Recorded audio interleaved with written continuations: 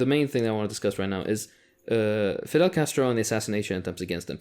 I thought this would be a small little section in a much longer episode, but after delving deep into it, I just kept adding more and more. So this may be the entire episode, and I apologize in advance for this, but I think I'll just jump into it. A bunch of people, by the way, have asked, give me book recommendations for things. Fabian Escalante, 634 Ways to Kill Fidel, if you want to really get into the details of this. Anyways. It's a myth, by the way. Sorry for interrupting you, but no person that listens to podcasts reads books. Absolutely. No, I'm kidding. Probably. No, of course not. But I don't know why. I think our listeners do. Our listeners do, yeah. Okay, so most of the information we know, by the way, the U.S. government has admitted to 8 assassination attempts on Castro, which, by the way, 8 is fucking 8 too many. Yeah. But it's impressive that they admitted 8. Like, we actually are trying to murder the head of another state. For motherfuckers that are constantly talking about the UN, that's very sus. Do you actually want to know why they've admitted to 8? Yeah. Because the church committee that looked into the assassination of JFK found overwhelming amounts of evidence of attempts on Castro's life. And all the papers where it's like, all the relevant documentation was like, this thing the president did here, he signed the order to execute Fidel Castro here, and then afterwards he went to dinner here. It's all like this, so they had no choice but to admit to it. So it was, if that didn't happen, they would probably to this day be pretending that they'd never done it. But anyways, Fabian Escalante, who wrote this book, he was a member of the security team of Castro, and he has documented extensively at least 630 plus attempts on Castro's life. And by the way, these are just the ones that they knew about or ones they stopped. So we will never know how many never got off the drawing board, for example. If you want to know, by the way, the breakdown, Bush Sr. surprisingly had the least amounts of attempts on Castro's life in his presidency. I think 14, which by the way, mashallah, 14. Yeah, he was a frugal man. Yeah, exactly. He was a modest man. While Reagan and Nixon had the most, both of which had 150, 180, something like that. Attempts. I'm gonna start off with my favorite story, and then I'll go into the other fun stuff. But my favorite one was the CIA, in some weird miscommunication, basically got some Cuban exile. Where I'm not gonna name names here because they're all counter-revolutionary gusanos. They'll be forgotten by history, regardless. But anyway, some Cuban exile. The CIA tasked him with trying to join the rebel group while the guerrilla war was still ongoing, in order to go and try to assassinate Fidel. But the thing is that they did this like the last week of before the revolution was successful, before they toppled the Batista government, and nobody told this guy, this poor dude, nobody told him, hey, the government is very incredibly precarious. The guerrilla fighters there in Santa Clara and Santiago, and there are all these other cities. Basically, the government is going to fall anytime. And he met with Cuban officials at the time of the Batista government, and they were like, no, it's completely fine. Go in and do this, and they gave him plans and everything. And the second he meets with the rebel group, the government falls. And then afterwards he tries to escape, but they knew what was up with him, so they're like, no, you're gonna stay around here. and this dude was shitting himself because he had no idea what was gonna happen. And do you know what's funny? And this is a reproduced pattern of goodwill from the revolutionary Cuban side. They pardoned him and sent him back to Miami. This dude, they knew he was tasked with coming to kill Castro, and they put him on a plane and sent him back. He's like, you don't know what you're doing. Go back home. Go back to your family. Really, there's no greater punishment than being sent to Miami. So really, it was like, go to Florida. Cruelty, unbelievable cruelty. You know the emoji that's yelling and then evaporates. Yeah. You're going to Miami. It's next level. Right, anyways, you can send back the head and 2 arms in like a box or whatever, but you send the actual assassin back to Miami, which is basically Washington, is just a much bigger flex. I don't know. I managed to catch your rat, and I managed to, he didn't even try to run away. It's like he's like super in prime condition. You should pick better rats, bitch, and then just send them over by boat. Very nice. Exactly. Back to the video in just a second. Let's hear from today's sponsor, Fume. Have you ever caught yourself reaching for a bad habit? Well, now there's a better option. A fresh alternative that's satisfying and guilt-free. Meet Fume. Fume is not a vape, nor is it a pipe. It's an award-winning flavored air device that draws flavor into your mouth, not your lungs, making a healthier alternative to vaping. With options like crisp mint and black licorice, there's something for everyone, without the harmful effects. That's right, no vapor and no nicotine. And here's what makes Fume even better. It's also a fidget-friendly tool with magnetic clicks to keep your hands busy and ease anxiety. Its sleek, solid design makes it easy to carry anywhere, plus it's more affordable than a bad habit, with no batteries or chargers. Ready to join over 500,000 people building better habits? Use my code Hakeem at checkout. And if you order the Journey Pack, you'll get a free Fume Topper, an awesome accessory to enhance your Fume device. Visit tryfume.com/Hakeem or scan the QR code on your screen to start your journey now. That's tryfume.com/Hakeem, and don't forget to use my code for your exclusive offer. Sponsors have been scarce recently, so extra thanks to Fume for the sponsorship and allowing me to pay my editor fairly. Alright, back to the video. Moving on though, and I thought this was an interesting historical tidbit. In 1976, Gerald Ford, who was the president of the US at the time, he issued an executive order banning political assassination, specifically in relation to what happened with Patrice Lumumba earlier, and of course these attempts on Castro's life and amongst other political figures, basically. So he was like, yeah, you know what, it's not in alignment with the American national interest and who we are as a nation and this and that and all that bullshit. Typical political nonsense. Yeah. And supposedly since 1976, it's been outlawed or banned for the US to carry out political assassinations. Yeah. Do you know what the CIA did in 1976 as well? Tell us. They changed the terminology from political assassination to targeted killing, and all of a sudden, this executive Carlin. order didn't count anymore. I'm going to start enumerating now a few fun ones, and then I'll get into longer ones. So I'm going to just bullet point. During the Bay of Pigs invasion, there was a dedicated mission goal to assassinate the leadership, particularly Fidel and Raul Castro. And they sent 6 independent teams. 6 independent CIA teams during the Bay of Pigs invasion to go and kill Castro. Again, in very Looney Tunes ways. The only guy who seemed semi-serious was a dude with a rifle, like a sniper rifle, on a roof of a building. But, you know, it's the Caribbean coast, and it's sunny, like, all the time. Yeah. So, basically, they saw him from across the road. We're like, what are you doing up there? I'm not kidding, by the way. That's what happened. And every single one of these fucking groups, these 6 teams were captured and stopped. And interestingly, and this is something I love the Cubans for doing, every single cunt that took part in the Bay of Pigs invasion, they looked into their family history to see what are these people. And every single one of them was bourgeois or petty bourgeois origin. Every single one. Oh, you took my slaves and my ponies, and I'm here to exact revenge. There you go. And they couldn't do it because they never actually did anything for 1 hour in their life. Motherfucker thinks he can go up that church with a fucking sniper rifle at peak hours and pull the motherfucking blicky out. Exactly.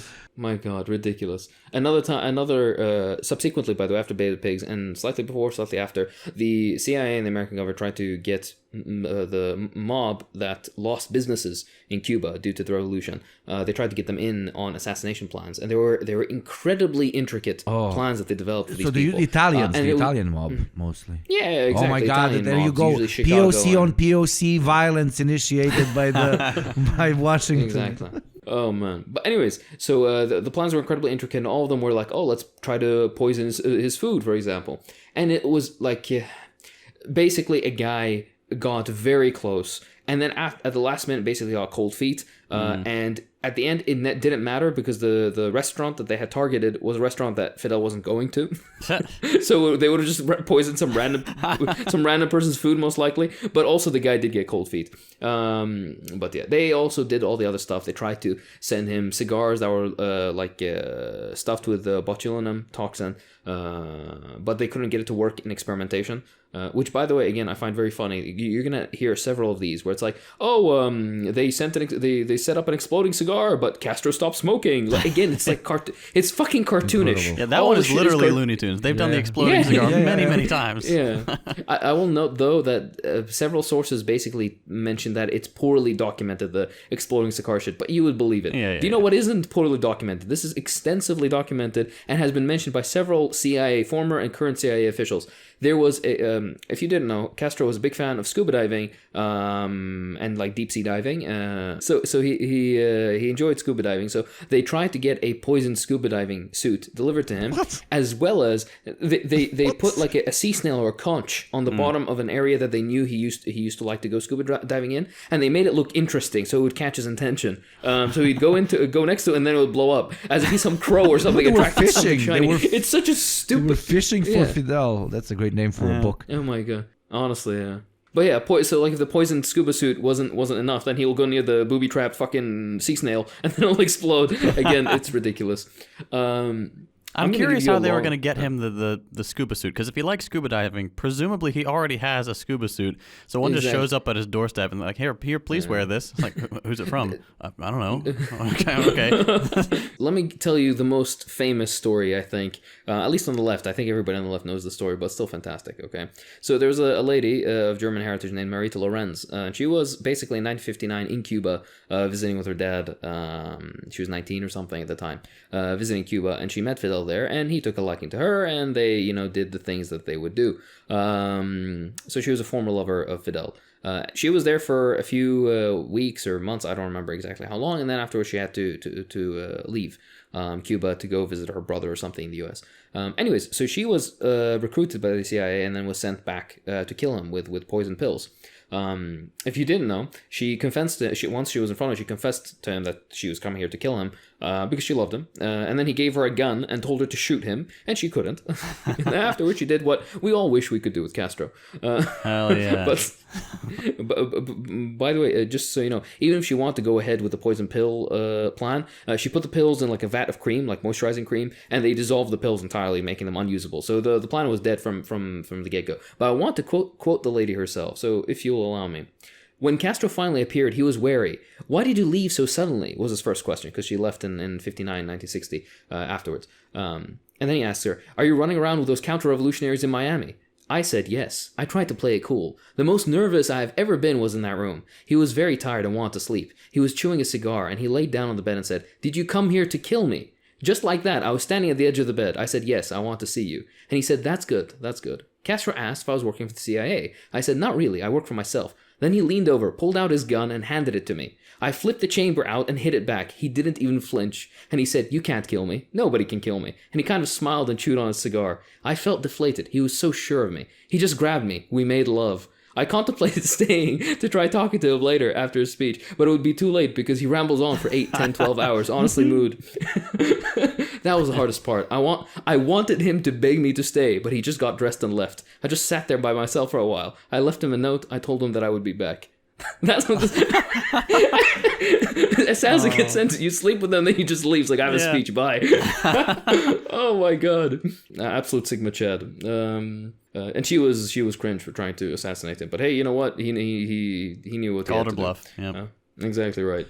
Aside from actual attempts on his life, they also had the very silly character assassination attempts. One of which was to put thallium salts into his shoes, with the hopes that it would be absorbed into his skin, and then afterwards it would cause his beard to fall out. That was one of them. And another one was attempting to lace his radio studio with LSD before a big speech to basically cause him to be disoriented during a broadcast to damage his public image, which, by the way, the reason both of these never got off the ground is because in experimentation they couldn't get the effects they wanted, which makes me think there's some poor guy that answered like a Craigslist ad and it was like, oh, just $200, and he went and got put fucking thallium salts put in his shoes, and then he just went home with a patchy ass beard. But it wasn't good enough to lose all the hair, right? Or some guy was getting high in a fucking radio studio, and he was like, you know what, it's not enough. It's not. Another operation. This one I think will just be more funny than anything else. It was called Operation Bounty. This was an operation that was planned in 1962. And basically, the plan was to drop leaflets over Cuba, offering financial rewards to regular Cuban people for the assassination of various individuals within the government. Which, by the way, completely normal American plan, by the way. Like, this is normal government things. Yeah, you know what? We'll give you money to assassinate. Yeah. Jesus Christ. Yeah, market will figure it out. Exactly right. But anyways, yeah, so they're like $5,000. By the way, this was, I think, $5,000 back then, which is a lot more money now. Yeah, $5,000... $5,000 to $20,000, for informants, $57,000 for department heads, $97,000 for foreign communists operating in Cuba. So now they're talking about assassinating basically officials of other countries on foreign soil. Like, this is such an American perspective. Like, they think that they have the right or that they can get away with this nonsense. Yeah, basically. But yeah, so basically $100,000 for foreign communists operating in Cuba, and up to $1 million for members of the Cuban government but 2 cents for Castro. And the meme was they want to denigrate him basically to the Cuban people. Will be like, the reason that they never put this into practice is because, of course, of government popularity. Like the government was simply too popular. Nobody would have took them up on the offer. But also, I'd like to. I don't think they realize how savvy the Cubans would have been. They would have started calling him the 2 cent man. He would have made such a meme out of it. They would fucking I'll give you 2 more stories actually. One of which is a later attempt. I think this was during the 70s sometime. And the last one was an early attempt. But anyways, the first one was, there was a guy named Luis Posada. And he was a former CIA agent. And he had a personal grudge against Fidel because, again, he was another one of they took my slaves and ponies and all my land, etc., etc. So with basically backing from the CIA, he went to Panama, if I remember right, with 90 kilograms of explosives, where he tried to put these 90 kilograms of explosives underneath the podium where Castro was going to give a speech. And of course, Castro's team found his security team basically sorted this out. They found the explosives, etc., etc. And then they jailed the dude afterwards. Again, eternal goodwill of the Cubans. I don't know where they fucking get it from. He was pardoned afterwards, and they let him go back. And they're like, you know what? It's all right. You go on home, right? You don't know what you're doing. You're fucking right. Go. And you think he would learn, but do you know what this dude ended up doing? He would try again. He would try another stupid fucking half plant fucking explosive. And by the way, it failed again. And I think he was sent back again. And I don't think he tried again after that. But I think that's from sheer embarrassment rather than lack of will. So I generally don't understand where the goodwill comes from. But anyways, here's the final one. And this is my favorite story because it really encapsulates... People seem to think like... I remember, you mentioned this when we did the CIA episode. People like to think the CIA is like this high-tech, like super... in the backgrounds, in the shadows, they know everything about everybody and they can get anything done, whatever they want. But you got to remember that this is just a regular government institution like most others. They suffer from the same incompetence and you shouldn't fall into the mystique. Yeah, they have a lot of money. They have a lot of money and a lot of contacts. So that's why they can get away with doing shit that other people and the license to kill. Exactly right. But let me just give you the story. The CIA was incredibly proud of basically a pen that they developed that had a hypodermic needle that was concealed within the pen. And the meme was that the needle tip basically would be so fine that the victim would not notice its insertion in the official documentation. Did you go in yet? Exactly right, basically. And the meme being is that this needle, they'd rig it, they'd have a poison, and then of course it would be injected into Castro. Now, how would you get it in? How would you get close enough to Castro with a pen that had a needle in it and be able to inject Castro with the poison? Well, they apparently found some quote-unquote highly placed Cuban official, which they didn't name for obvious reasons, and he was in basic discussions with the CIA about assassinating Castro, and finally they invited him over basically to take a look at their new plan, this pen, and I quote from the official documentation. However, the Cuban official did not think much of the device and complained that surely the CIA could come up with something more sophisticated than this. Afterwards, Victim of my own success. Oh. And they all killed themselves. Yeah, exactly. Afterwards, the guy basically was like, fuck this, and then stopped being a counter-revolutionary again, because he disappears from the... Wow. Can you imagine? He's like, I need to defect, I need to be against this guy. And then you see the other side, it's like, these are the motherfuckers who are fuck this. So these are the story of maybe I mentioned 10 of the assassination attempts. There were over 630. And there are ones that are even more ridiculous than this, I'm sure, but the documentation is a bit patchy. And some of the stuff is very well documented in Escalante's book. But otherwise, yeah, you can go down that rabbit hole. Isn't it super sad that after so many, half of them Looney Tunes attempts at Castro's life as a way to destabilize Cuba in general, the main solution that they found in the end on how to massively damage, and we need to be honest, it did massively damage the country, as basically genocide level of sanctions that were imprinted on Cuba. They were like, okay, we cannot decapitate the head, so we must literally starve everyone. Literally. Yeah, but the sanctions began, I think, after maybe attempt 10 or 15 on Castro's life. So they started on very early. But you see how nice nice the CIA was. They gave it a few attempts before the wider population must suffer. Same with your guy Saddam. They gave it an attempt or two, more than 1 million Iraqis. It's pretty fucking beautiful. So that was Castro. With all that being said, we love everybody who listens to us. We're very appreciative of all the support that we get. And of course, please give us your feedback, give us your love, and we'll see you on the Discord, on the subreddit, and in the next episode. This has been the Deprogram. I'm Hakeem. I'm JT. And I'm Yugopnik, and it's okay to fall in love with your socialist friends. No. Exactly right. Speaking of which, I love you guys. Oh,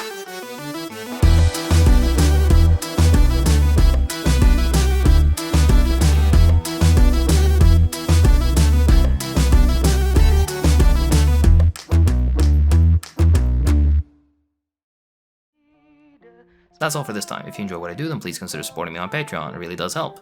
I'd like to thank my patrons, so thank you too.